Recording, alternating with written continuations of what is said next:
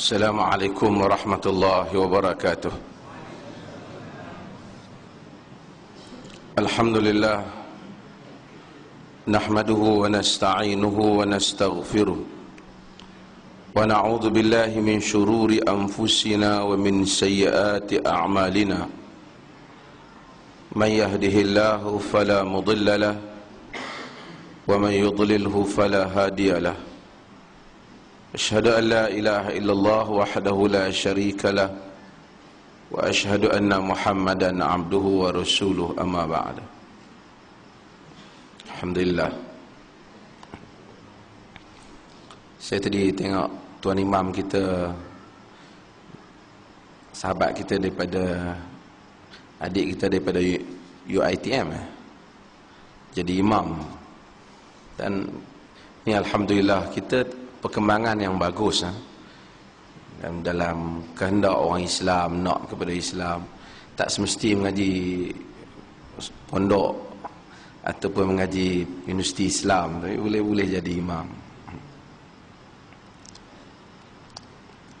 Cumanya kalau tadi cerita Nabi Musa tu dia terhenti, dia kena sambung sikit lagi. Allah tanya, wa matilka biyaminika ya Musa, kena sambung. Maksudnya apa yang ada di tangan kananmu wahai Musa? Kalau kita berhenti di situ, jadi cerita tu tak habis. Nabi Musa jawab, hiya asaya atawakka'u 'alaiha wa ahussu biha 'ala ghanami wa liya fiha ma'aribul ukhra. Qala alqiha ya Musa, fa alqaha fa idha hiya hayyatun tas'a. Tuhan tanya, apa yang ada di tangan kananmu wahai Musa? Ni ayat tu imam kita baca tadi. Dia kena sambung Musa kata, hiya asaya, dia tongkat aku. Atawakka'u 'alaiha, aku gantung dengan dia. Aku tekan dia lah, jalan pegang. Wa ahussu biha 'ala ghanami, dan aku pukul pokok-pokok supaya daun dia jatuh untuk kambing-kambing aku. Waliya fiha ma'aribul ukhra, dan tongkat ni adalah benda-benda lain lagi yang aku buat, aku guna.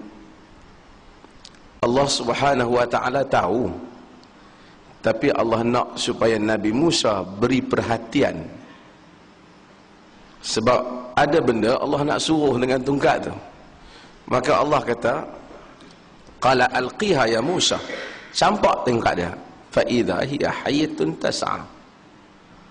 Tiba-tiba tongkat itu menjadi ular yang bergerak. Supaya dia tahu, Nabi Musa ingat, oh tongkat saja jadi ular yang bergerak. Allah tahu, bukan Allah tanya kerana tak tahu, tanya kerana tahu, supaya Nabi Musa beri perhatian.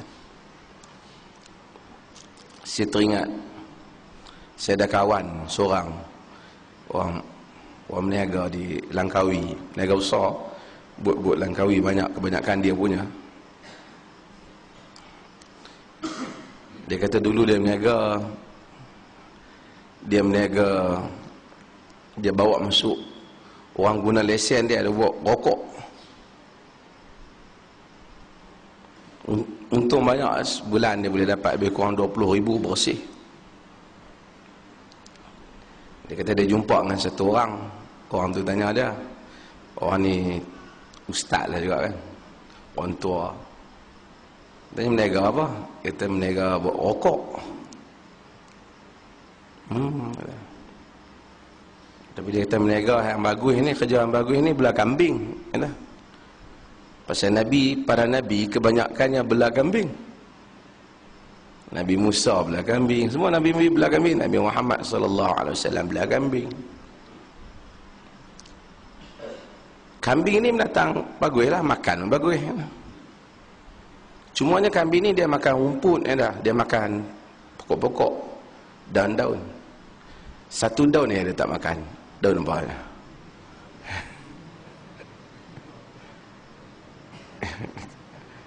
Dia kata kau ni, kata dia tak makan daun tembakau.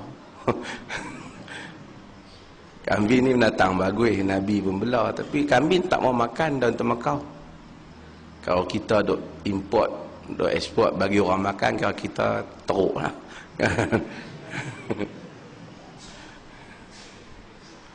Ha? Dia kata mulai hari itu dia berhenti terus serokok. Tak berniaga lah. Ha? Jadi siapa-siapa kedai dia ada jual rokok berhenti lah.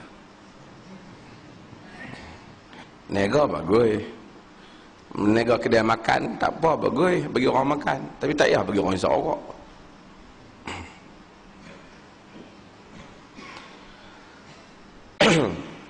Wa an Ibnu Umar radhiyallahu anhuma, daripada Ibnu Umar radhiyallahu anhuma, qala sami'tu Umar radhiyallahu anhu yaqul سمعت عمر رضي الله عنه يقول لشيء قط ما سمعت عمر رضي الله عنه قال لشيء يقول لشيء قط إني لأظن كذا إلا كان كما يظن. Daripada Ibnu Umar radhiyallahu anhu katanya, ma sami'tu Umar, Ibnu Umar ni iaitu Abdullah Ibnu Umar, anak Sayyidina Umar radhiyallahu anhu. Dan kita tahu ada anak dia Ubaidillah, ada anak dia Asim, anak dia yang terkenal dengan ilmu dan riwayat itu Abdullah ibn Umar. Kata dia, ma sami'tu Umar radhiyallahu anhu yaqulu li syai'in qat. Aku tak pernah dengar Umar kata kepada suatu benda, inni la adhunnuhu kadha, aku rasa macam ni, aku sangka macam ni, illa kana kama yadhun, melainkan benda tu macam mana yang dia sangka. Aku rasa benda ni macam ni. Maka dia akan kata akan didapati perkara itu seperti mana yang dia kata. Hadis ini asalnya ada diriwayatkan oleh Al-Imam Al-Bukhari, dia panjang banyak tentang Umar bin Khattab. Dia kalau sekiranya dia sangka satu benda, bila dia sangka tu banyak yang dia sangka jadi. Dalam sambungan hadis ini dia tengok satu orang lelaki, rajulun jamil, satu orang lelaki kacak. Lalu di hadapan dia, hadis ni tak sebut tapi dalam riwayat lain sebut, nama dia Al-Aswad As-Sadusi. Dia lalu, Umar kata, ish, aku punya sangka ni salah ke apa? Umar rasa was-was. Aku rasa dia ni semacam. Aku rasa dia ni tukang tilik. Umar panggil dia. Bila Umar tanya dia, memang didapati dia seorang tukang tilik semasa zaman jahiliah. Umar duk rasa macam dia amalkan lagi tilik dia tu, kepercayaan karut dia tu. Tapi bila Umar tanya, dia jawab soalan lain. Dia kata, aku masa jahiliah tu, dia jawab soalan pelepah lah. Tapi Umar dia rasa, ni nak ceritanya Umar dalam banyak keadaan, sangkaan Umar ni sangkaan yang benar. Dan kita tahu bahawasanya di atas kurniaan Allah Subhanahu wa taala pada Umar ni banyak, sehingga perkara yang dia rasa Quran turun sokong dia. Termasuk soal hijab isteri-isteri Nabi. Tawanan Badar, Nabi buat keputusan ambil ganti bayaran. Umar kata bunuh tawanan. Quran turun sokong Umar.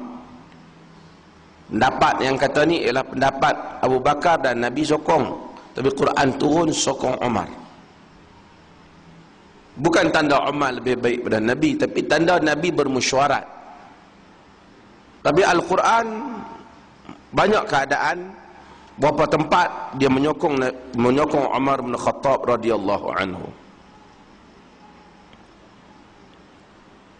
Kita tahu antara benda yang berlaku pada Umar bin Khattab, dulu kita pernah cerita tentang Al-Aswad Al-Kadzab yang mengaku jadi nabi, yang telah membakar, yang telah menguji Abu Muslim Al-Khawlani dulu, kuliah dulu.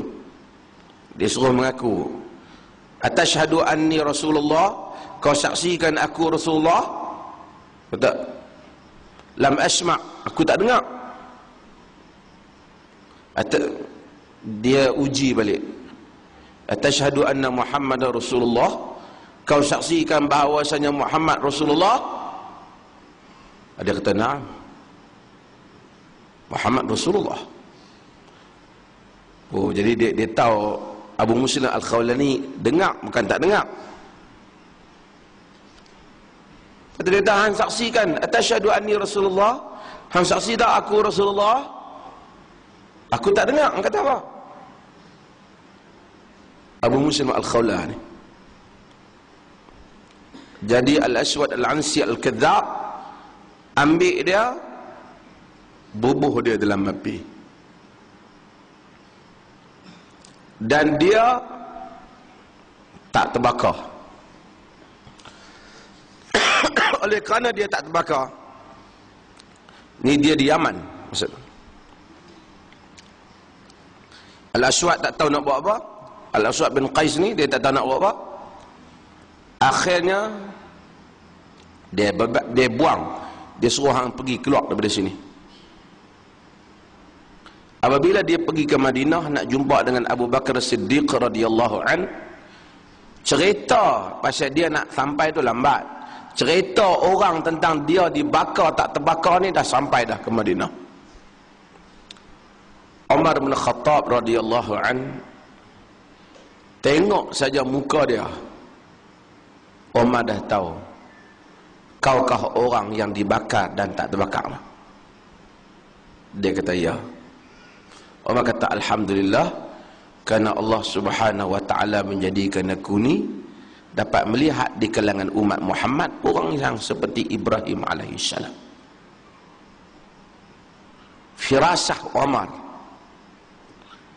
terkenal Umar dengan firasat dia yang tajam, sehingga kita tahu ketika dia berkhutbah, dia pernah mengarahkan ke khutbah dia itu suruh Sariyah bin Ibn Hasan, tentera dia hantar tu, dia duduk tengah khutbah berucap, dia kata, ya Sariyah, khutbah Jumaat, ilal jabal, Sariyah, pergi ke bukit. Orang dengar khutbah, apa Amirul Mukminin?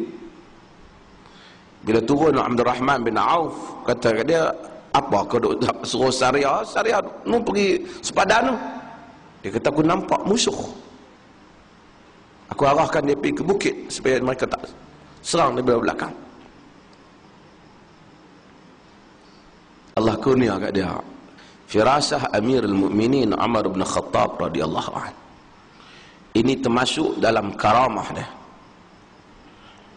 Dan kita tahu antaranya yang hadis, yang cerita yang selalu kita cerita, apabila Mesir orang Islam buka dan gubernurnya itu Amr bin As, dan mereka buat setiap tahun untuk setiap tahun campurkan anak dara ke dalam Sungai Nil.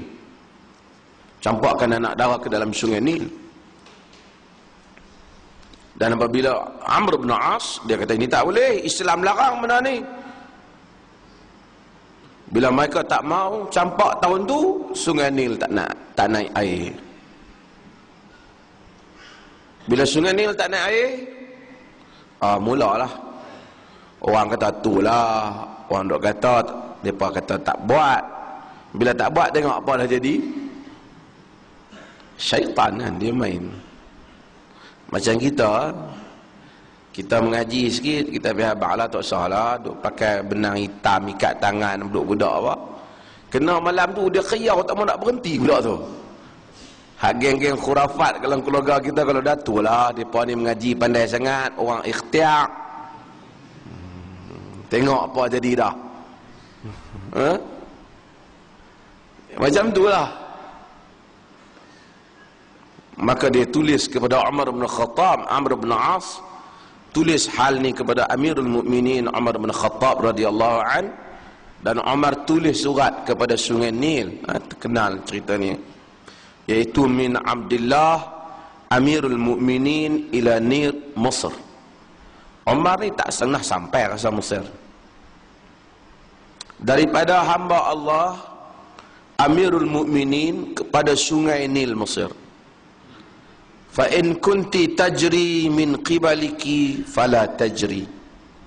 Jika engkau itu mengalir dengan diri kau sendiri yang mengalir, maka tak payahlah mengalir. Wa in kana Allah al-wahidul qahhar huwa alladhi yujriyaki fanas'alu Allah al-wahidul qahhar an yujriyak. Jika Allah yang esa lagi maha perkasa, dialah yang menjalankan engkau, maka kami memohon kepada Allah yang esa lagi maha perkasa supaya menjalankan engkau. Maka surat Umar ini dilontar ke dalam Sungai Nil, maka Sungai Nil pun naik air dah. Dikatakan penduduk dah hampir nak pindah disebabkan air Sungai Nil tak naik ke kebun-kebun mereka, tak sampai air. Umar bin Khattab minta kepada Allah Subhanahu wa taala, maka Sungai Nil pun naik. Sebab itu apabila berlaku kemarau, berlaku seumpamanya, orang yang utama sekali untuk jadi kepala imam minta supaya turun hujan ialah para pemimpin. Amirul Mukminin ataupun pemimpin negeri kita ni, sultan lah kena jadi imam, ataupun menteri kena jadi imam, perdana menteri jadi imam, kerana dia akan ikhlas minta, kerana di bawah kerajaan dia. Bagi kat lain pada tu tak tahulah, ada yang ikhlas, ada yang nak upah, ada yang nak masuk TV. Tapi kalau bagi pemimpin sendiri, suruh dia. Kita pun kalau kemarau, mintalah surat daripada para pemimpin dan dicampakkan, insya-Allah kemarau hilang. Macam dengan Umar bin Khattab juga. Kalau kita punya pemimpin lebih kurang Umar.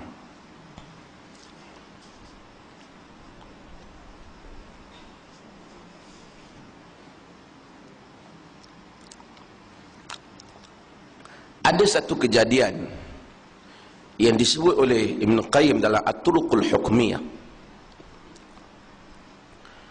Pada zaman Sayyidina Umar ada seorang muda, dia panggil Fata Amrat. Fata Amrat ni orang muda yang muka lincin, tak ada janggut. Sebab tu kita kalau orang muda ni, kalau boleh orang lelaki ni bagi ada janggut lah, supaya bagi simpan janggut, supaya sekurang-kurangnya ada beza lah muka kita dengan muka bini kita. Jadi kalau anak raba tengah malam tu, oh dia tahu ayah. Maha suci Allah, kata Aisyah, yang menghiasi lelaki dengan jambang, dengan janggut. Fata Amrat ni, pemuda jenis muka lincin ni, dia ni mati terbunuh dan dicampak di tepi jalan. Imam Ahmad dalam satu riwayat, dia ada orang muda muka main lincin, main masuk dalam majlis, duduk dengan dia, dia minta supaya keluar. Bukan dia benci, dia tak mau fitnah, pasal nampak nak macam perempuan.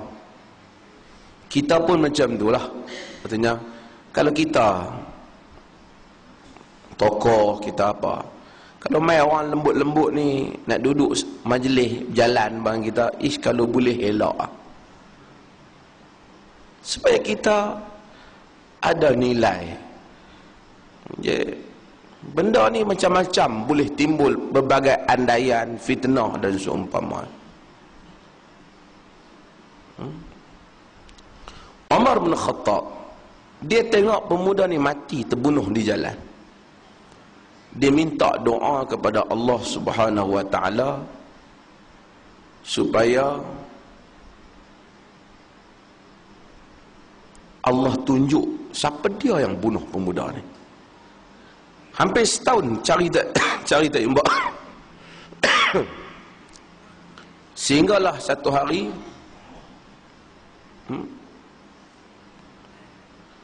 satu tak sampai setahun lah, beberapa hari, beberapa bulan kemudian, mereka jumpa satu orang budak dekat, budak kecil dekat dengan tempat tu juga. Lalu Umar kata, Alhamdulillah, mudah-mudahan Allah tunjuk dah kat aku doa aku. Umar ambil budak ni, dia bagi pada satu orang perempuan. Dia kata, hang jaga budak ni elok-elok. Nafkah dia kerajaan tanggung. Bayar, aku bayar. Kalau mana-mana orang perempuan datang mari tuntut budak ni, bagi. Dan cuba pasti dia ni berasal daripada mana.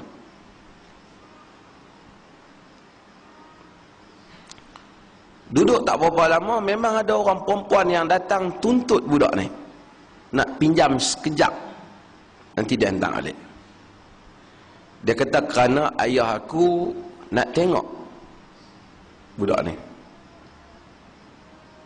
Perempuan ni pun bagi, dan dia pastikan mana rumah hak perempuan nak minta ni lah. Lalu dia bagi tahu Umar. Dia tengok, dia ikut perempuan ni, bila pergi, dia masuk dalam rumah dia, ada satu orang lelaki dalam rumah dia. Lelaki ni adalah salah seorang sahabat Nabi daripada suku Ansar.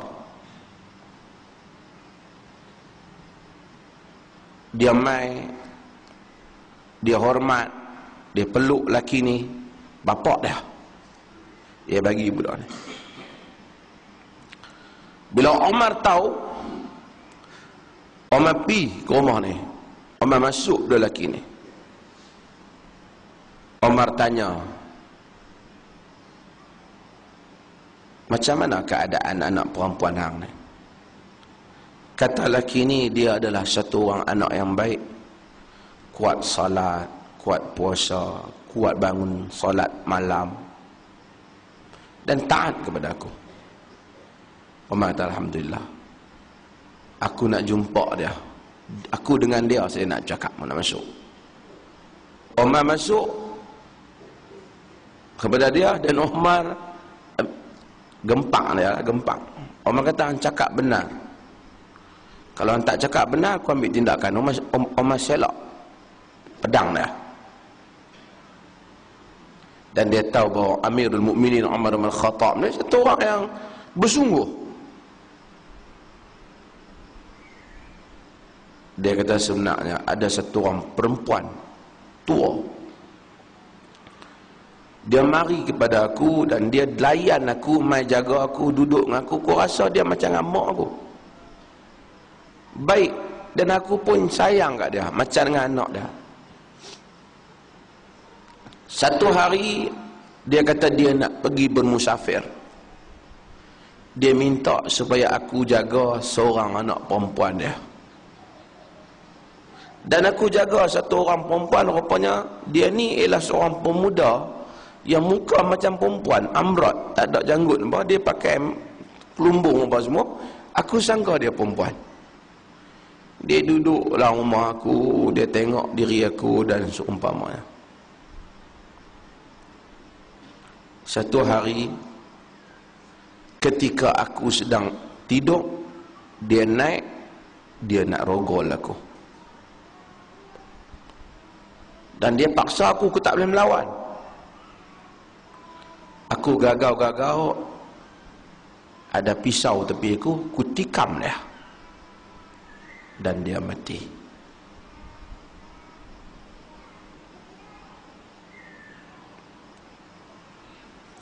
Umar kata tak apa.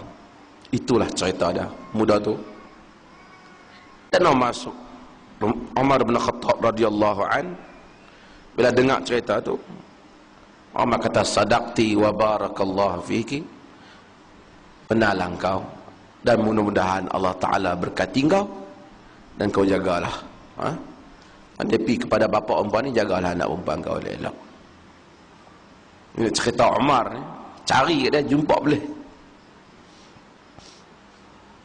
Berat, ambil berat urusan umat Islam. Amirul Mukminin Umar bin Khattab, orang yang bila Umar pandang, orang seriau, orang tengok, oh insya-Allah.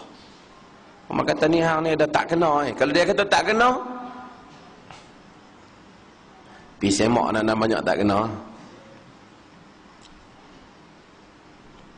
Pandang ni banyak pandangan. Ada pandangan kita pandang tak elok, yang disebut sebagai apa? Ain, yang kita sebut ain kan. Ain ni dia pandang satu benda, sebab tu Arab menanam bagus, dia suka hadza min fadlu rabbi, ini adalah kurniaan Tuhanku. Baguslah, kadang-kadang buat rumah, buat apa, tulis. Bila orang tengok, teringat Allah Ta'ala, supaya elok daripada kena ain. Orang Melayu dulu kata mulut kelembai, dia pantang teguk Jahanam. Pantang teguk Jahanam. Dan ada orang, sehingga Al-Imam Ibn Qayyim Al-Jauziyah dalam Zadul Ma'ad bahaskan benda ni tentang Nabi kata, lau kana syait sabiqal qadar la sabaqal ain, jika ada sesuatu yang dapat menandingi qadar, bersaing dengan qadar, nescaya al-ain dapat bersaing dengan qadar. Tapi tak dapatlah. Tapi kalau dapat, al-ainul haq, ain tu benar. Orang tua-tua dulu tu dia tak bagi, bila dah tegur, oi anak hang sihat, nak kata alhamdulillah, jangan nak kata macam tu, demam budak-budak. Dia bukan khurafat, dia termasuk di bawah bab al-ain. Al-ain. Dalam hadis yang sahih, Amir bin Rabi'ah, dia dia tengok seorang sahabat Nabi, nama dia Sahal bin Hunayf. Sahal bin Hunayf ni, dia mandi, dia buka baju, putih orang dia. Dia kata, lam araka al-yawm wala jilda mukhabba'ah, aku tak pernah tengok lah macam hari ni, kulit anak dara pun tak macam ni.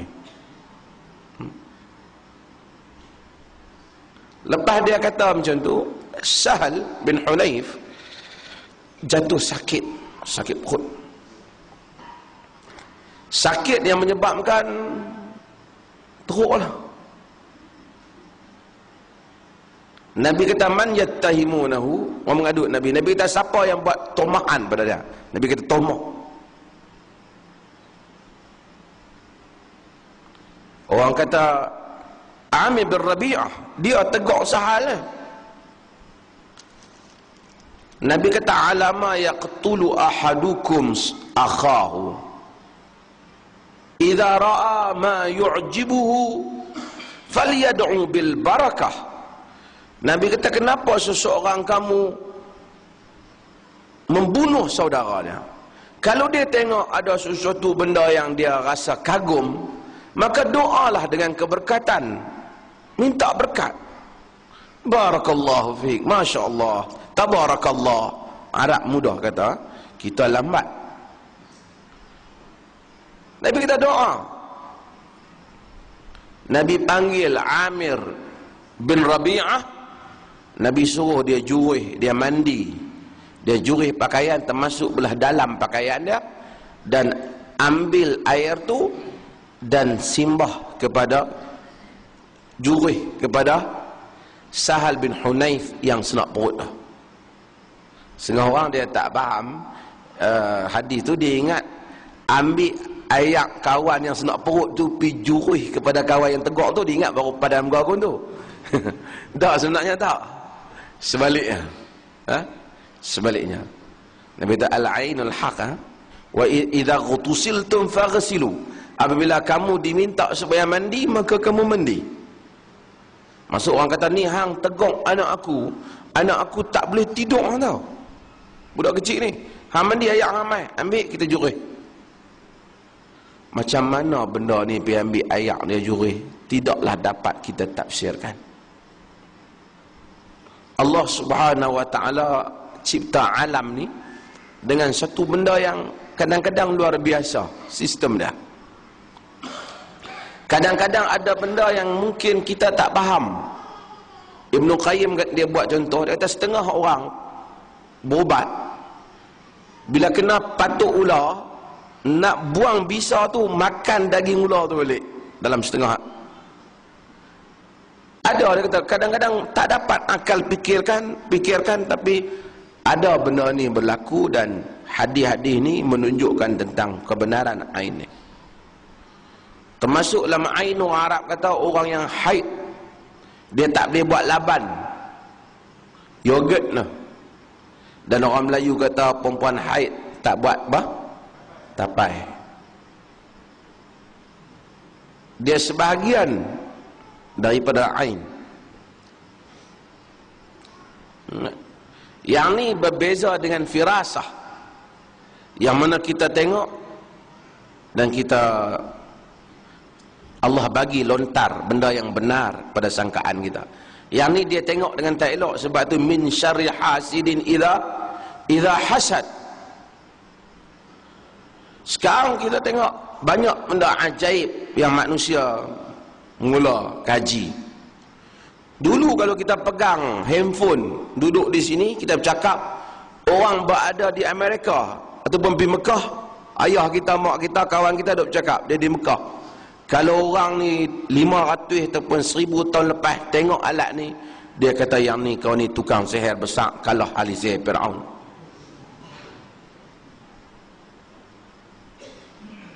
Tetapi apabila manusia tahu tentang gelombang, tentang peranan dia, tentang dunia ini, tentang atom, tentang macam-macam lagi, dan manusia dulu kata atom ada neutron dengan proton, dan sekarang manusia pecahkan lagi, dan ada lagi penemuan-penemuan baru menyebabkan manusia tahu apa yang mereka tak tahu sebelum ni.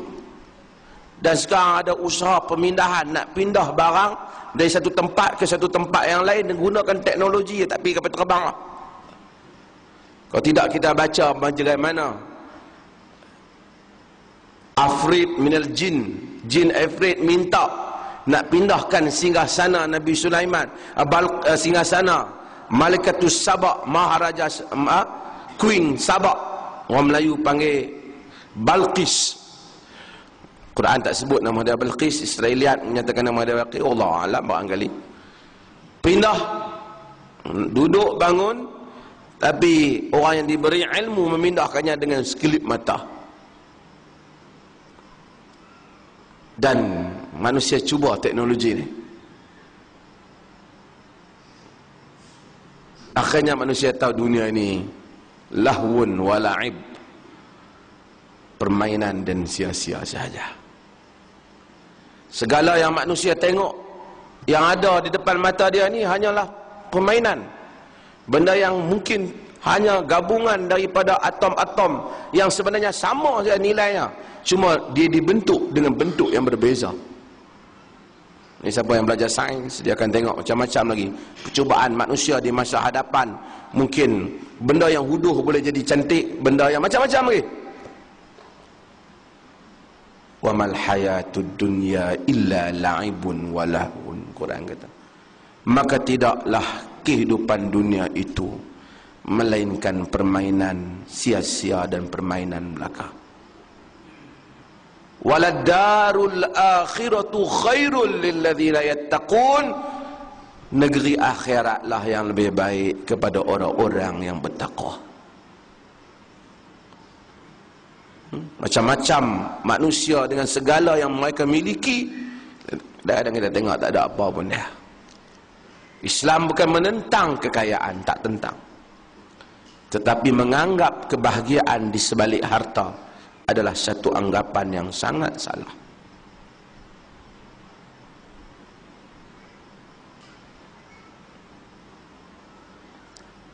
Allah Subhanahu wa taala mengurniakan kepada para awliya-Nya seperti Umar bin Khattab dengan berbagai kurniaannya. Wallahu alam. Saya ringkaskan ni, nak kena jawab soalan. Kita ni pun hadis yang terakhir dalam bab ni pun.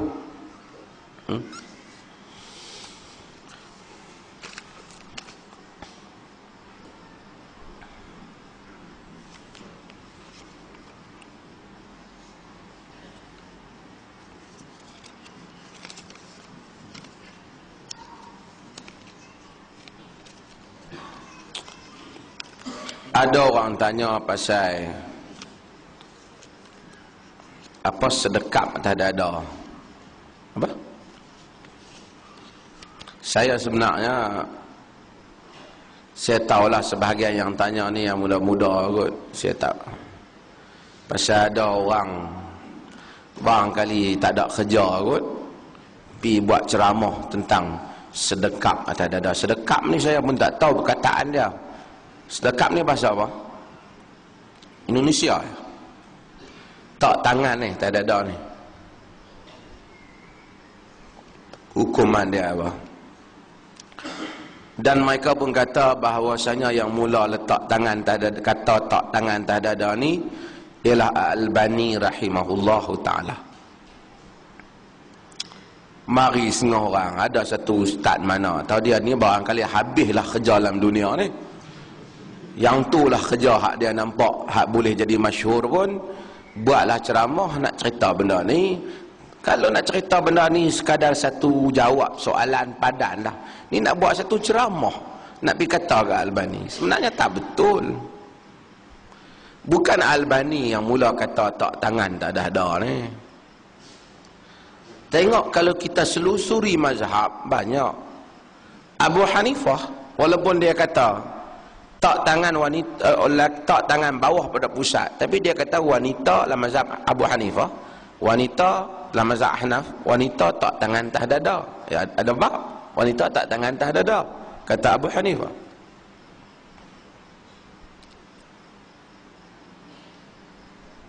Dalam Nailul Awtar, Al-Imam Syaukani, dia tarjih letak tangan atas dada. Dia sebelum Albani jauh. Bukan Albani mula kata.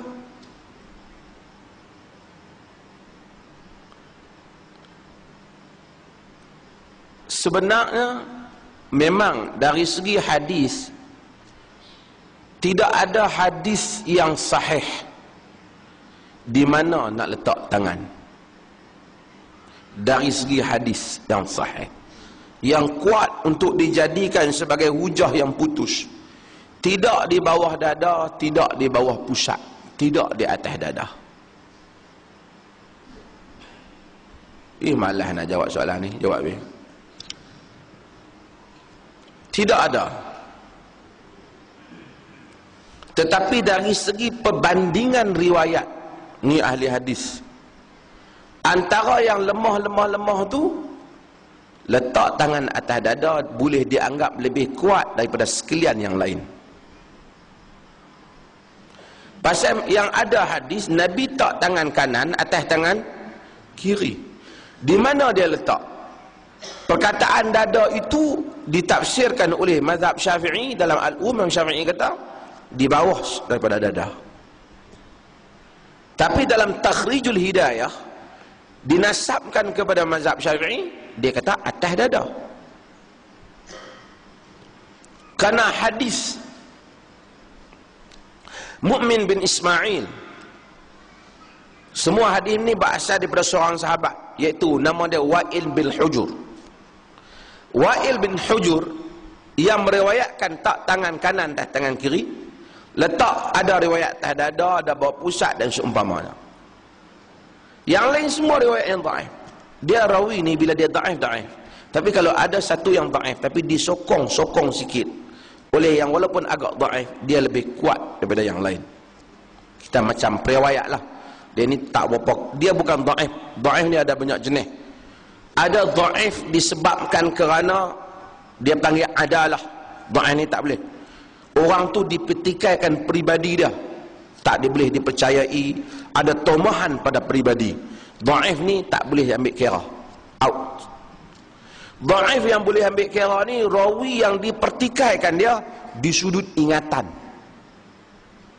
dia panggil ad-dhabt. Ataupun di sudut sambung, di sudut sanad tu dia sambung tu pun dia putus. Hadis Wa'im bin Hujur yang kata tak tangan tak dada ni memang dia agak dhaif, tapi kalau tak tangan bawah pusat tu lagi dhaif. Namun ada riwayat di dalam Musnad Ahmad, ni complicated sikit lah benda ni. Hulbu al-Ta'i, dia meriwayatkan dalam Musnad Ahmad bahawasanya tangan letak atas dada, wa wada'u ala sadrihi hakadha, tangan letak atas dada. Walaupun tidak kuat, tapi sekurang-kurangnya sudah ada dua, dia menyokong. Ada orang kata no salaf, tak ada. Tawus salaf. Tawus meriwayatkan dalam Marasil Abi Dawud, tak tangan atas dada. Walaupun dia mursal, tapi mursal dalam mazhab Malik boleh dipakai. Hatta dalam mazhab Syafi'i kalau ada sokongan boleh pakai. Dua riwayat ni boleh menyokong mursal ni. Mursal ni maksud dia mai dekat tabi'in dia. Tabi'in tu tak pi sambung ke Nabi, kerana nama sahabat tak sebut. Ni ilmu hadis lah, sangat ni. Ni saya dah mengajak belajar hadis ni. Master universiti, dia orang tahu lah. Jadi kurang-kurangnya ada 3. Maka dengan itu, kalau siapa baca syarah Sunan Tirmizi oleh Al-Syekh Al-Imam Al-Mubarakfuri, Sunan Tirmizi tu ada Al-Mubarakfuri Tuhfatul Ahwazi, dia tulis kitab dia, berjilid-jilid dia karang. Dia mentarjihkan, bagi dalil yang banyak nak membuktikan tangan letak atas dada. Jadi tak ada masalah lah, ada orang letak bawah dada, tak dada, tak perut, dia tak ada masalah, letak. Siapa yang tarjih tangan dada, dia tangan dada. Nak buat satu ceramah untuk pergi lawan kawan ni, melawan kawan ni, ini manusia yang tak ada kerja. Ada orang saya nak tak perut, tak, perut borai ke perut kurih lah ikut.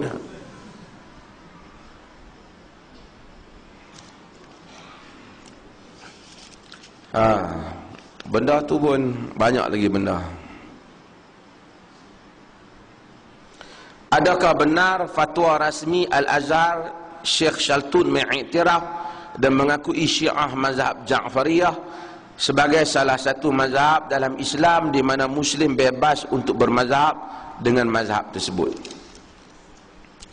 Ni ada masalah sikit. Pada awal program ini dinamakan dengan takrib, at-takrib bainal mazahib, untuk menyatukan antara mazhab. Kelihatan Al-Imam Hasan Al-Banna juga rahimahullah, dia setuju juga program ni. Tetapi apabila mereka cuba, dia beza pada peringkat awal, fokus sebahagian para ulama Azhar banyak fokus kepada soal fiqh Ja'fari itu.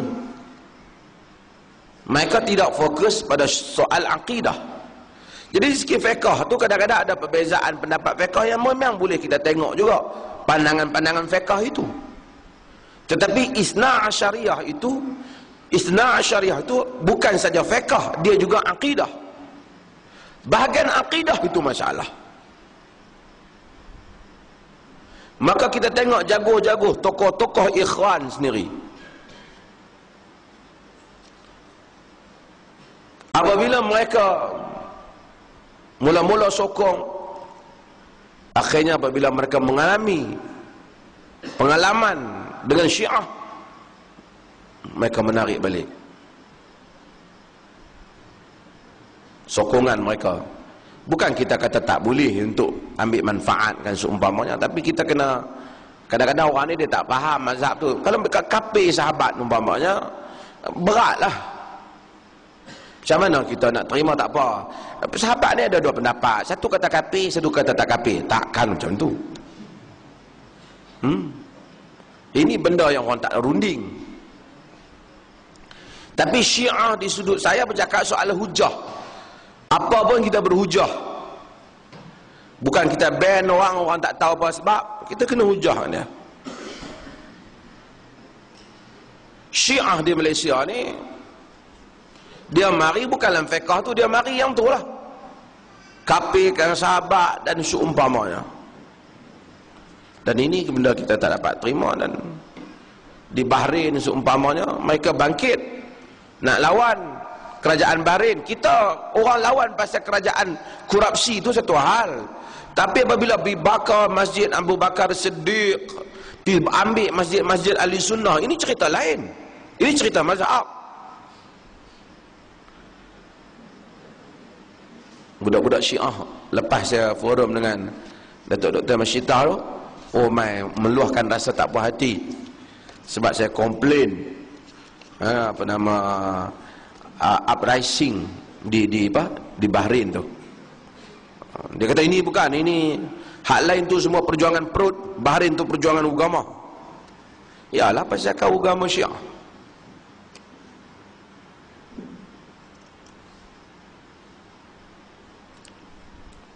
Sebab tu bukan kenyataan saya, Dr. Yusuf Qaradawi pun keluar yang sama. Dia kata perjuangan di Bahrain ialah perjuangan sektarian, perjuangan taifiyah, perjuangan mazhab. Bukan perjuangan untuk menghapuskan kezaliman.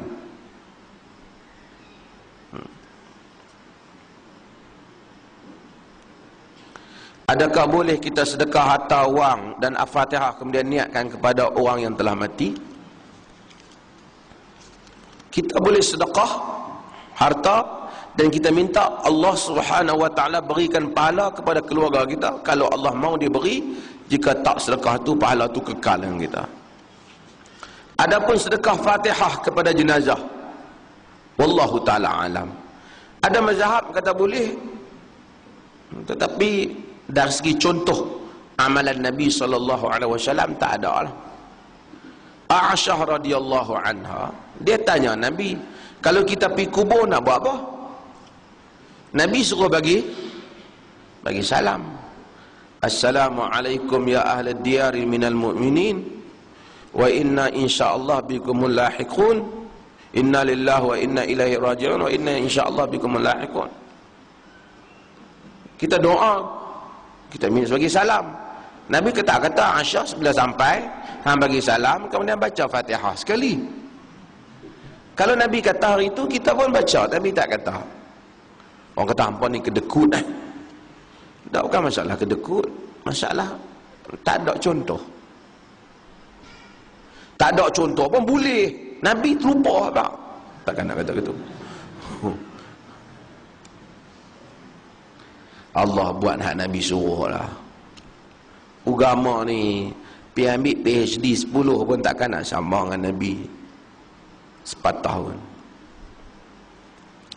Sebelum saya lupa, kita insyaAllah Abdul Rahman Sudais akan mai ke Dewan ni, Imam Masjidil Haram. Tadi saya baru cakap. Jadi tuan-tuan datang sekali lah untuk bertanya soalan. Tarikh kita beritahu kemudian, insyaAllah. Tadi saya dah cakap lah.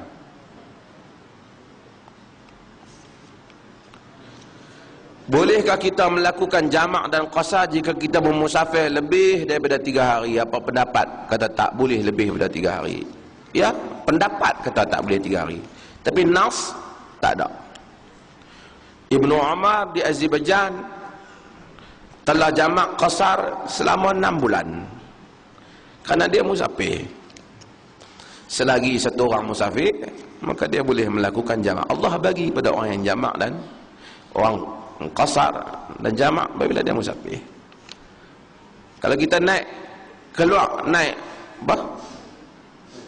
orang yang belayar tu 6 bulan 9 bulan kapal duduk berjalan betul alih lama sangat. Ya, semayang bukan hang punya, Allah Ta'ala punya, dia bagi. Dia bagi maka boleh. Ada soalan tuan?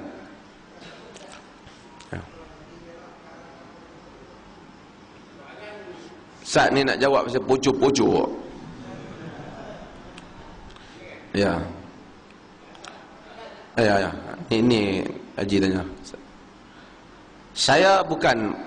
Kita hormatilah fatwa negeri Perak tu. Mereka ada alasan mereka yang tersendiri. Dan ialah dari satu sudut fatwa tu kita patut bagi markah juga. Kerana berani juga sebab pocok-pocok ni ramai orang besar yang buat. Jadi bila mufti Perak berani kata kat pocok-pocok tu, kita kira ada kejujuran dah dalam fatwa tu. Cuma saya memberikan pandangan yang berbeza. Asasnya dalam kehidupan harian semuanya boleh, melainkan ada dalil yang menunjukkan tak boleh. Kawat tentera boleh ke tak? Kan memang orang tak boleh, kawat tak baik, duk entak-entak kaki di bumi, tanah. Itu satu disiplin yang diterapkan dalam satu disiplin ketenteraan, tidak ada masalah. Barisan, kemudian apa lagi? Tai chi, banyak lagi, kata karate, kata taekwondo, dan berbagai lagi. Asasnya dalam hal-hal yang seperti ini agama kira boleh. Ini soal daily life, soal kehidupan harian, maka setiap orang buatlah selagi mana tidak ada nas yang menyatakan tak boleh. Kalau nas tu terang tak boleh, dia tak boleh lah. Kalau dia tak boleh, kita nak tengok di bahagian mana yang tak boleh. Saya contoh hal ni, walaupun mereka yang berhujah tu sebahagian daripada madkhali punya aliran ini, mereka Nabi SAW tahu umpamanya orang Ansar ni kalau kahwin suka menyanyi. Rumah kenduri dia faham menyanyi. Nabi pi ke rumah kenduri Ansar, Nabi tengok mereka tak menyanyi. Nabi kata, tak ada menyanyi ke Aisyah? Innal ansar, inna hadal hayy min al ansar yu'jimuhu lahu. Mereka ni orang Ansar kawasan ni suka menyanyi ni. Jadi Aisyah kata, tak nyanyi-nyanyi Nabi kata. Artinya yang tu hiburan. Lah ada orang tak suka orang menyanyi, tak apalah, duk senyap lah. Ada orang menyanyi. Agama tak kata seronok haram, agama tak kata. Kita pergi duduk dengar burung bunyi sedap bunyi, pergi dengar ayak bunyi melengalahkan kitaro, kan? Jadi tak ada apa lah dengar. Kita tengok pemandangan di laut, tengok lukisan yang cantik. Adakah agama mengharamkan tamattu'? Qul man harrama zinatallah allati akhraja li'ibadihi wat-tayyibati minar rizq. Katakanlah siapa yang berani mengharamkan perhiasan Allah yang dikeluarkan kepada hamba-hambanya dan juga rezeki-rezeki yang baik, buatlah. Ada orang tak mau, tak payah. Ada dia bagi buah-buahan hak jenis sedap, aku tak mau makan hak sedap, tak apa, tapi hang tak boleh haramkan yang sedap. Pasal apa? Aku tak boleh, aku kalau makan yang sedap terus semayang tak khusyuk. Ini masalah. Ada orang makan sedap, dia ingat Allah. Fa amma bi ni'mati rabbika fahaddis. Makan nikmat Tuhan kamu, ceritakanlah. Bila Nabi dengar mereka menyanyi salah, secanggah. Mereka kata, wa fina nabiyyun ya'lamu ma fi ghad. Perempuan-perempuan hak menyanyi ni, perempuan menyanyi dalam majlis. Nabi dia berkata, di sisi kami ada Nabi yang dia tahu besok akan jadi apa. Nabi kata, yang ni salah. Lirik ni salah. Pasal apa? Nabi tak tahu besok berlaku apa. Yang tahu tak apa? Allah. Nabi suruh buang lirik tu. Nabi kata, quli, katakanlah apa yang kamu kata sebelum ni. Hak lirik sebelum ni okey, lirik ni tak okey. Nabi buat penapisan. Tapi Nabi tak kata nyanyi tu haram. Nabi buang unsur yang salah. Saya tengok pocok-pocok, orang kata macam-macam. Ada kata kan berasal daripada Jamaika. Ada yang kata berasal daripada Indonesia. Ada yang kata panggil ruh. Ada yang kata berasal dari Kristian. Kita pun tak tahulah. Tapi yang pastinya dalam Bible tak ada lah.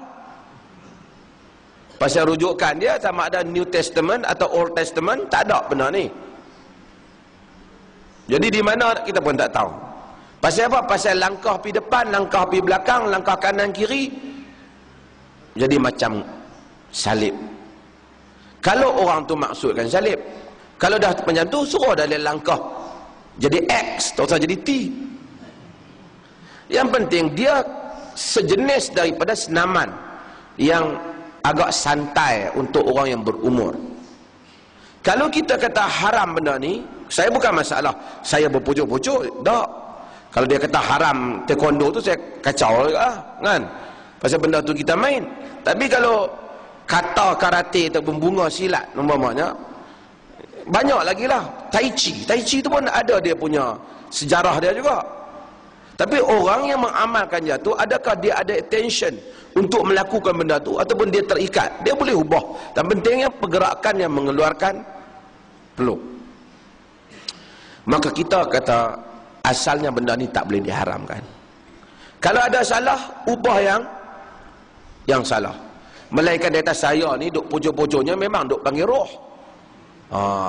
Ini special. Kalau benda tu ada di Perak, memang Perak patut haramkan. Ada orang dia kata memanglah kami buat ni pasal kami pegang dengan Kristian lah. Tapi ramai orang-orang yang buat pucuk-pucuk ni sebagai satu permainan, satu exercise yang santai. Orang kata campur lelaki perempuan. Campur lelaki perempuan ni bukan saja pucuk-pucuk, apa saja. Nak tengok campur macam mana? Demonstrasi pun campur.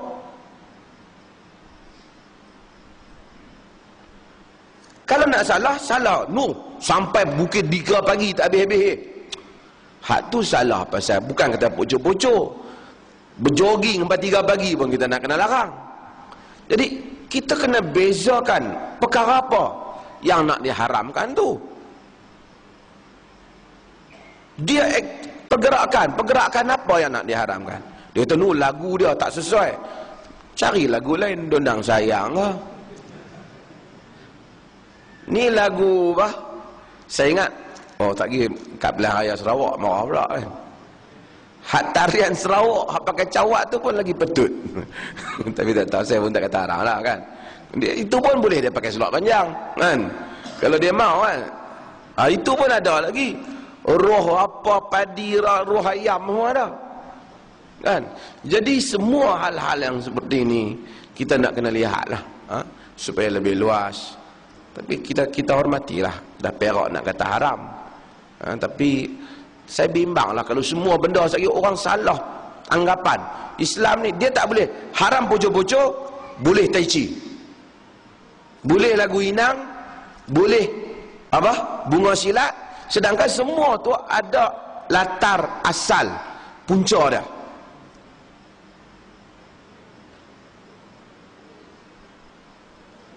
Lepas tu kawat. Kita kawat British. Sebab tak kawat Jerman ya. Dah ada negeri dia kawat Jerman. Saya pun tengok, rasa kesian pula kat tentera yang kena kawat Jerman tu. Ada soalan? Nak tanya saya video lah, tengoklah.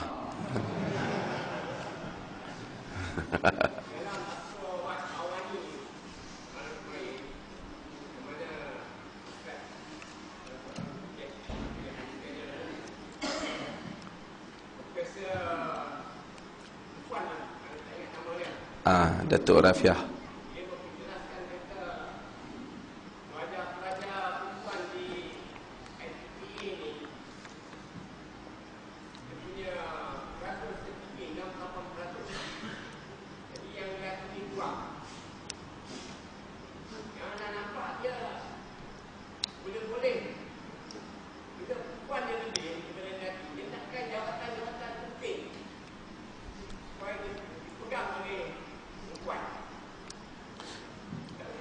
Ya, Astro.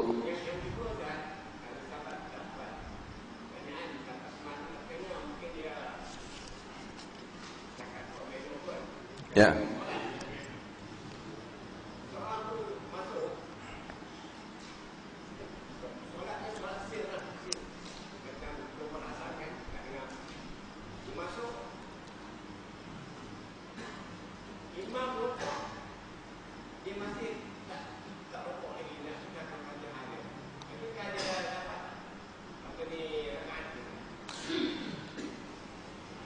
Okey.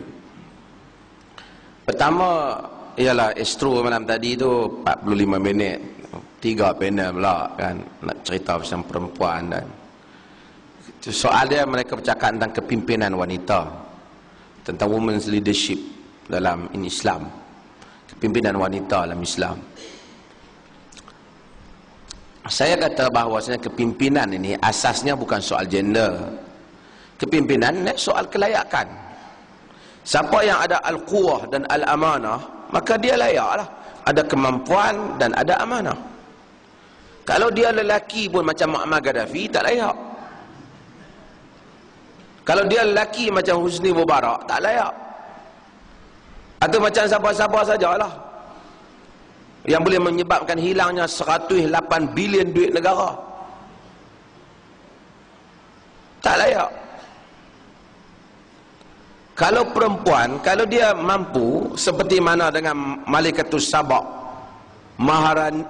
Queen Sabak, Balqis tu, yang disebut Balqis oleh setengah orang, yang mampu mengendalikan rakyat dia. Ketika orang lelaki buat keputusan, kata kita kena perang dengan Sulaiman, dia buat keputusan pergi berdamai dan Islam dengan Sulaiman, dia layak lah. Quran sebut, bukan sia-sia lah. Walaupun orang kata itu cerita orang zaman dulu sebelum Nabi Muhammad, tapi Quran memberikan satu mesej. Cumanya apabila wanita, ramainya wanita di pusat pengajian tinggi mengalahkan lelaki banyak. Kadang-kadang sekarang memang pelajar perempuan lebih banyak daripada lelaki di universiti. Sebab lelaki sibuk, sebahagiannya terpaksa masuk pusat serenti dan seumpamanya. Dia ada lagi tugasan-tugasan yang lain.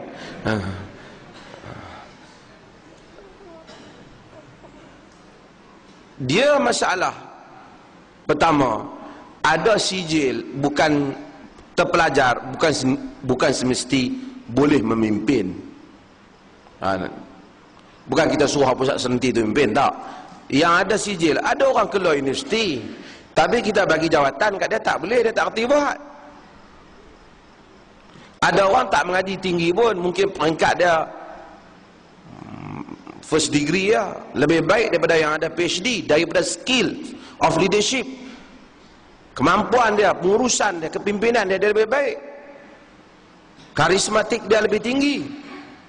Mungkin dia mengaji tak tinggi, tapi dia mampu menguruskan kepimpinan yang banyak. Masalah nak uruskan rakyat, uruskan orang kampung tak sama. Ada orang sijil tinggi, bagi dia urus orang kampung pening, dia tak kerti. Tapi ada orang wak peringkat kampung ni dia boleh urus, atas dia tak boleh lah. Dan wanita ada keterbatasannya, dia tak boleh nak jadi lelaki. Tak boleh nak samakan lelaki wanita sama dengan lelaki macam sebahagian negara. Tandas satu je masuk sama-sama. Pasal sama. Even negara yang memperjuangkan hak wanita hebat suaranya, seperti Amerika pun, calon presiden mereka sehingga setakat ni, dan yang jadi presiden mereka sehingga setakat ni semuanya lelaki. Itu satu realiti. Bukan soal mereka ada satu perception bahawasanya wanita haram jadi kepimpinan, tapi soal kemampuan. Orang perempuan kalau jadi pemimpin, bukan kita nafi, ada bidang dia tak boleh buat. Nak pergi tengking-tengking orang, tak elok sangat orang perempuan. Nak pergi berunding, nak pergi cekak pinggang kat orang kata, perempuan ni. Jadi ada benda yang terbatas. Nak pergi berunding dengan Menteri Pertahanan, perang, nak duduk dua orang yang rahsia, masuk dalam bilik kan jadi masalah. Kan video keluar lagi. Jadi ini semua perkara-perkara yang ada keterbatasan. Bukan Islam menafikan, tetapi manusia ada benda yang lelaki tak boleh buat. Jaga anak umpamanya, nyusu anak lelaki tak boleh buat. Anak wala macam mana tu, kalau mak dia aktif sampai rumah tangga selera tarak, anak tak kenal mak tak boleh.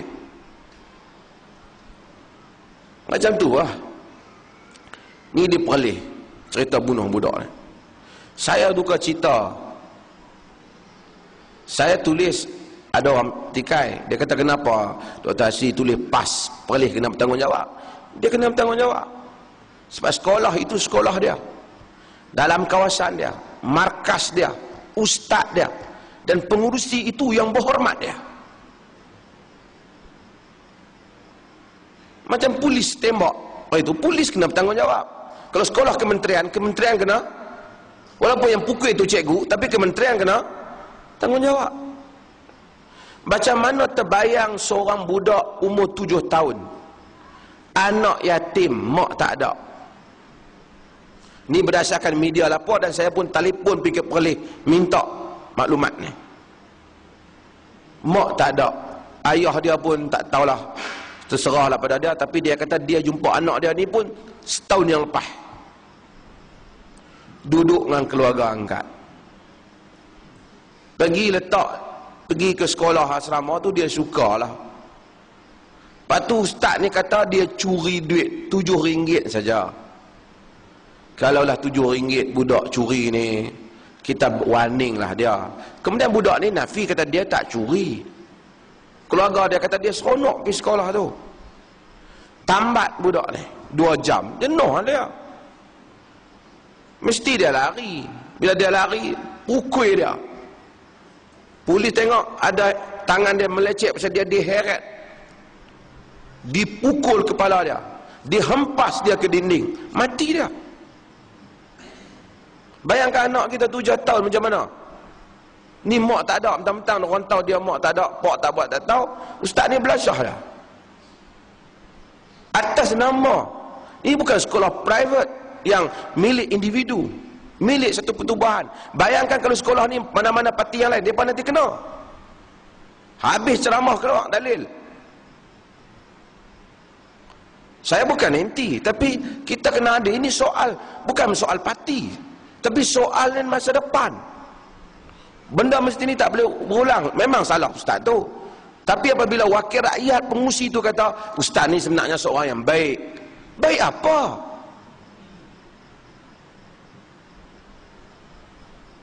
Kita tak tahu apa yang dia buat. Kalau dia boleh sanggup buat pada budak ni macam ni, sebelum ni apa yang dia buat? Pasal dia yang jaga asrama tu. Kita tak tahu dia buat apa. Saya bukan kata PAS pusat ke apa, PAS yang kata markas mereka kata, kalau UMNO apa kita kata. Kalau dia AP pun kita kata, MCA pun kita kata. Tapi sekarang mesti ada pihak bertanggungjawab. Tak boleh kata ustaz ni baik, mentang-mentang ustaz ni ahli kita, wakil rakyat, YB kita nak pertahan dia. Apa sikap macam ni? Bayangkan budak macam ni boleh mati. Nak bunuh budak ni 7 tahun bukanlah senang juga, melainkan hempas sungguh-sungguh. Kemudian pergi telefon kat mak kak dia tu, kata bahawasanya dia ni kena sawan. Saya rasa kalaulah yang bunuh ni parti yang bertentangan, habis saya ingat ceramah ni. Habis dalil semua keluar turun mai. Inilah ta'assub yang kita tak suka. Bila kena orang kita akan cari dalil. Tak boleh, ni dia bukan sengaja, dia pun orang baik, macam-macam lah mai.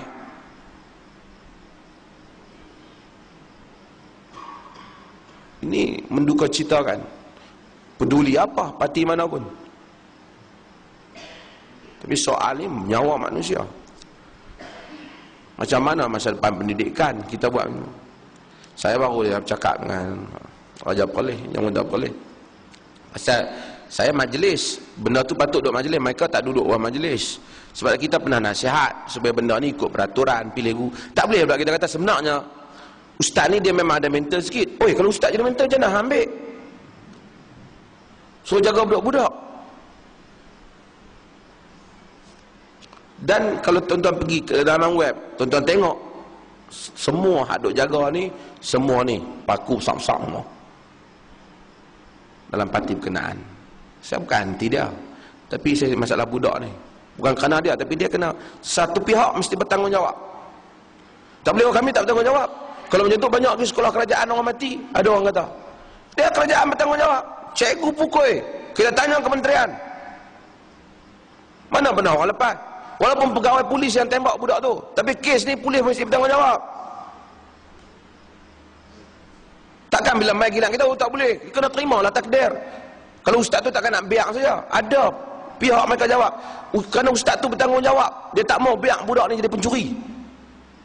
Islam pun kalau boleh balik potong tangan, tak bunuh diri, bunuh terus.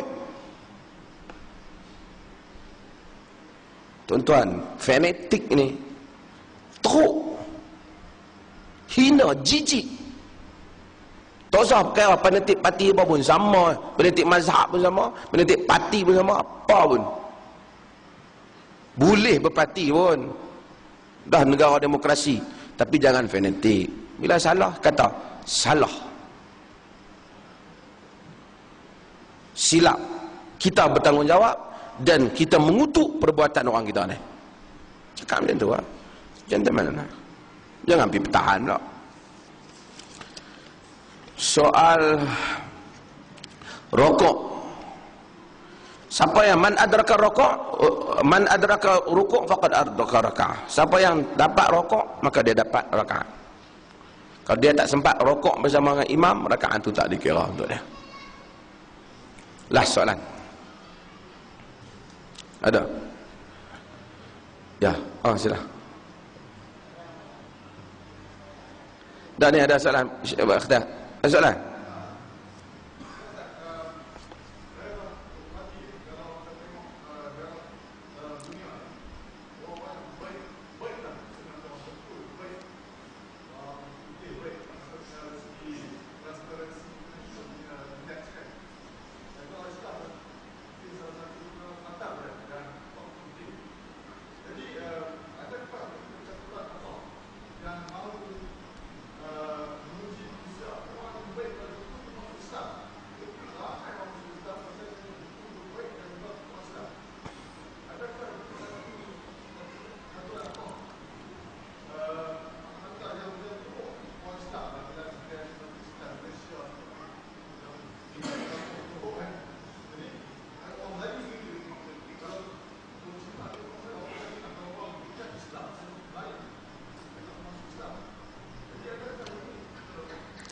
Ya,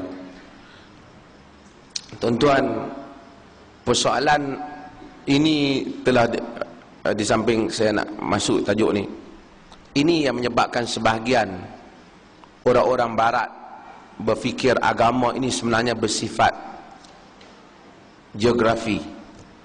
Jika orang tu di dunia orang Islam, dia Islam lah.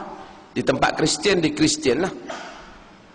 Dia kata takkanlah orang Kristian yang berada di kampung dia nak dipaksa buat kajian tentang agama sehingga dapat memutuskan agama benar-benar untuk dia pilih agama. Dan itu alasan mereka. Tetapi asalnya Islam adalah agama hidayah. Allah Subhanahu wa ta'ala hantar agama ni kepada satu kaum yang tak ada tamadun sebenarnya, tapi kaum ni telah dapat dibaiki, iaitu Arab. Kemudian Islam berkembang menjadi agama yang terbukti beratusan tahun, menyebabkan umat-umat yang teruk jadi baik. India, Islam pernah masuk ke dalam India. Daripada bakak isteri, bakak ni macam-macam, jadi nilai-nilai yang mulia. Kemudian manusia mendapat tempias daripada agama ni. Walaupun mereka tak menganut agama, tapi oleh kerana dunia bergerak kepada lebih civilized, lebih bertamadun daripada satu masa ke satu masa. Maka kita tengok Barat mendapat manfaat. Barat dulu teruk. Eropah zaman kegelapan, rasuah pihak antara gereja, rasuah antara pentadbiran, membunuh orang, dan kemudian mereka berubah. Kemudian datang masuk sekularisme, revolusi industri, dan mereka membentuk lebih berdisiplin. Dan Eropah jadi, kalau kita tengok, sebab tu dulu saya sebut tentang Museum of Torture yang kita tengok, saya tengok di Prague, di Republic Czech, macam mana kekejaman bunuh manusia oleh pembesar-pembesar. Dia tak boleh bunuh terus. Islam kata pancung, bagi cepat. Wa idza qataltum fa ahsinu qitlah. Apabila bunuh dengan cara elok. Dia buat macam-macam peralatan sulam Allah, cara nak seksa, bagi mati sikit-sikit, macam-macam alat dah. Saya ambil gambar, tuan-tuan baca artikel saya, antara tudung dan cawat besi. Perempuan kena pakai cawat besi, suami dia pergi perang pakai cawat kunci suami bawa. Takut isteri buat hubungan seks. Tak tahulah nak pergi tandas macam mana. Saya duduk tengok kepada cawat tu, kalau kena musim sejuk, jenuh sejuk.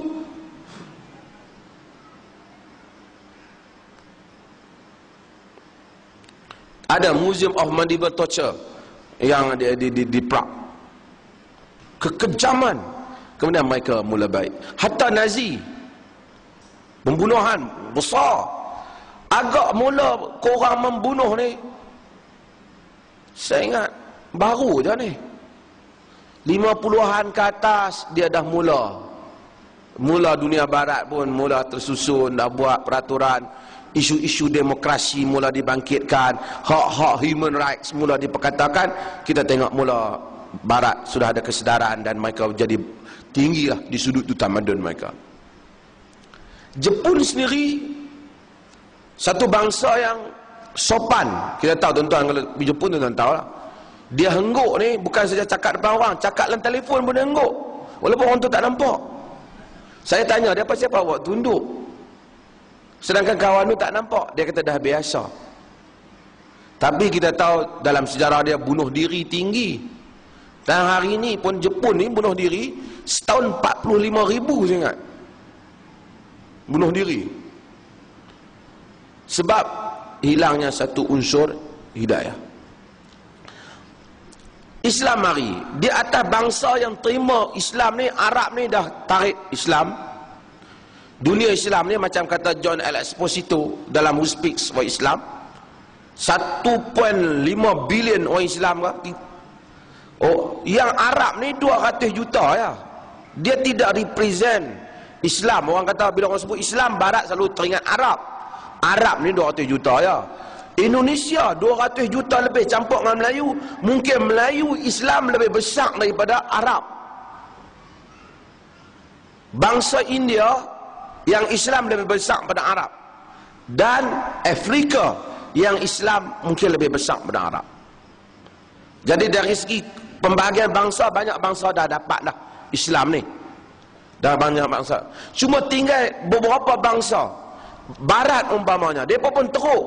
Tapi mereka satu bangsa, Nabi puji Rom. Dalam hadis Nabi kata Rom akan kekal kuasa mereka, kerana mereka adanya sifat telus dan sifat menentang kezaliman di antara mereka. Mereka berusaha baiki diri. Dan Rom tu mewakili Eropah sekarang. Mereka baiki diri. Pemerintah yang buang, korup mereka buang. Mereka sentiasa cuba untuk kepada satu achievement yang lebih baik daripada masa ke semasa. Dunia Islam banyak sebab dia lemah. Pertama, kadang salah satunya agama itu sendiri, bukan Islam.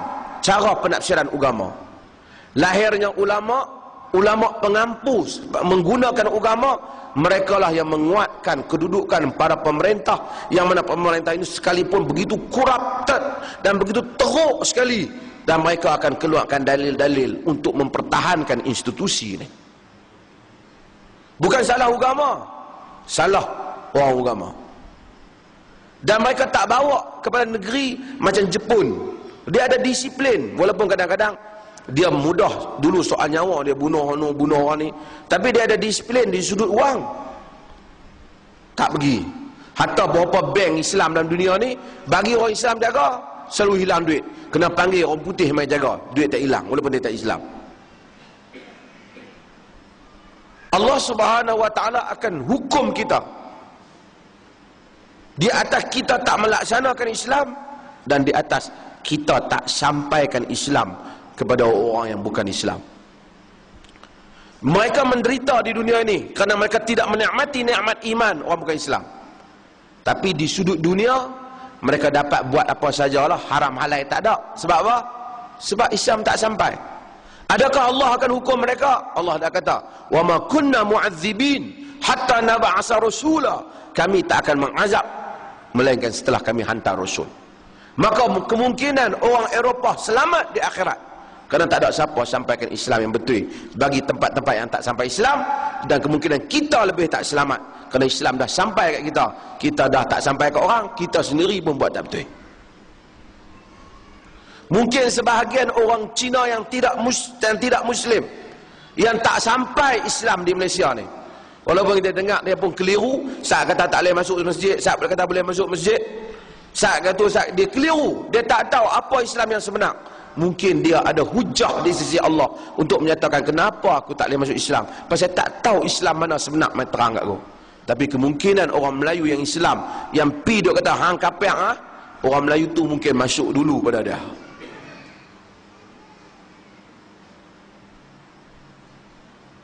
Dan ini adalah benda wallahu taala alam, Allah caturkan. Kita tahu mereka perlukan hidayah. Di Jepun sendiri perkembangan Islam bagus. Di Tokyo, saya dah sebut dulu, saya jumpa satu orang tua di Tokyo, dia terjemahkan Sahih Muslim ke dalam bahasa Jepun. Saya sembang dengan dia, memang dia mempunyai pengetahuan yang bagus keseluruhan Sahih Muslim. 7-8 orang ada PhD, lulusan Azhar, lulusan Timur Tengah, mempunyai pengetahuan Islam yang baik, bercakap Arab dengan baik. Mereka aktif, mereka dakwah. Tak ramai. Saya ingat 100,000 tak sampai orang Islam campur orang luar di Jepun. Tapi mereka ada ruang. Jepun ni tak tahu nak menentukan agama mereka. Saat mereka Shinto, saat mereka Buddha, mereka tengok yang mana murah untuk mati, yang mana murah untuk lahir. Sebab tetapi mereka ada disiplin. Mereka mewarisi disiplin keluarga yang baik. Disiplin ni soal manusia. Kalau kita boleh berdisiplin, orang tu kalau bersih, keluarga dia ajak bersih, dia jadi bersih. Tapi kalau pengotok, kita tak lalu tengok nak makan. Walaupun dia Islam, tapi dia tak mewarisi benda baik itu. Kita pergi dengan orang, dia memang pengotok, tak lalu kita. Tak ada orang ni. Tapi oleh kerana apabila benda good culture tu telah diwarisi, dijadikan, dia dah jadi culture, semua orang buat benda tu, semua orang bersih. Saya ambil gambar orang Jepun cuci lantai. Allah, kita kalau cuci lap-lap, dia boleh duduk bertinggung cuci. Saya kata kenapa dia perlu bertinggung? Dia kata di Jepun ni kalau nak buat apa-apa, you kena tunjuk kepada orang awak buat benda tu bersungguh-sungguh, bukan buat sambil lewat. Tuan-tuan tengok kalau kereta dia mati di tengah jalan, dia nak bagi isyarat supaya bahawa kereta dia mati, supaya orang pergi ke tepi, dia kibar bendera tu macam baru menang naik Gunung Everest. Bersungguh-sungguh. Kita ingat seorang dua, ke mana kita bersama? Pasal dia jadikan itu satu budaya dia. Kita main orang Melayu, ada benda hak kita bersungguh, ada benda hak kita tak bersungguh lah kan. Mudah-mudahan Allah Subhanahu wa taala rahmati kita. Sallallahu ala nabiyina Muhammad. Alhamdulillah rabbil alamin. Tentu